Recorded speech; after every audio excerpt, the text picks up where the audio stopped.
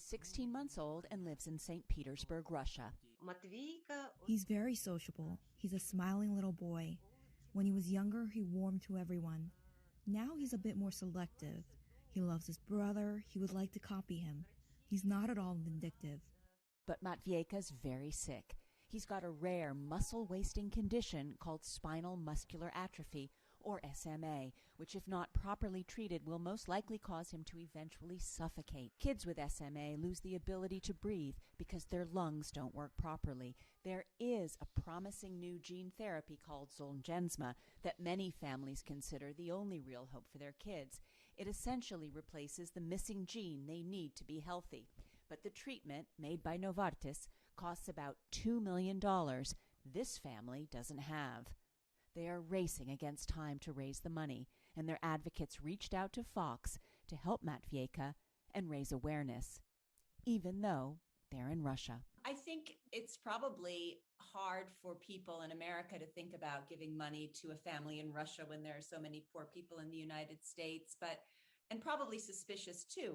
I think it's a really, at this point, a very humanitarian issue rather than it's a geographic issue or cultural issue or language issue. We're unfortunately living all on the same planet, whether we're divided by barriers of mentality and language or not. And unfortunately, in Russia, we have a saying that there's no such child that is not your own. Yulia Astrakhan got involved fundraising for another little St. Petersburg boy whose family managed to collect the money just in the nick of time.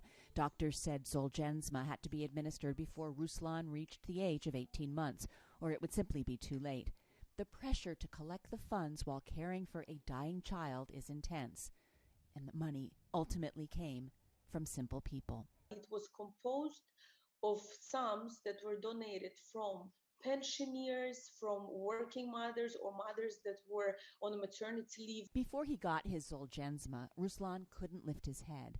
Now he can for short periods. The road for Ruslan will be long, but his progress after just a few months makes others want the drug even more.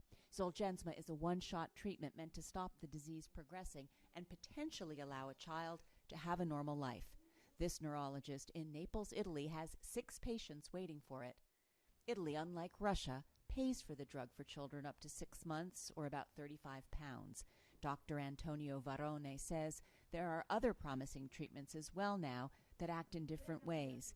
They are all costly, and the others need to be administered repeatedly. Some kids around the world have access, some don't. I asked Dr. Varone what he thinks the solution for kids around the world is to have access to these drugs. It's a question of immense interest and hides the tricky question of who should get the chance to live. As a religious man, it makes me ask questions. I don't have the answer, but I have hope. Hope that in the future an international fund could be created to give life to children. Amy Kellogg, Fox News.